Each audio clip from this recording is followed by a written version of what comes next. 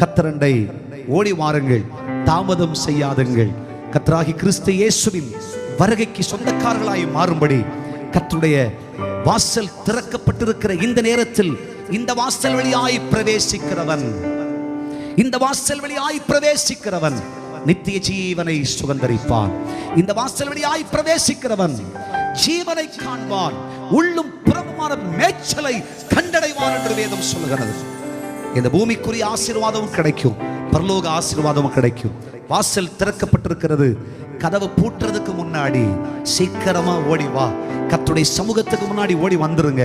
தீவிரமாய் கர்த்தருடைய சுவிசேஷத்தின் மாட்சிமை வெளிப்படும் இக்காலத்தில் எங்கு பார்த்தாலும் மனுஷனுக்கு இயேசுவின் சத்தியமா, அதுதான் வழி, அதுதான் வாசல், அதுதான் நம்முடைய வாழ்க்கையினுடைய மேன்மை என்று எண்ணிக்கொண்டு பயத்தோடு நடுக்கத்தோடும் கர்த்தரை திரும்புகிற காலகட்டத்தில் தாமதம் செய்யாத நிர்விசார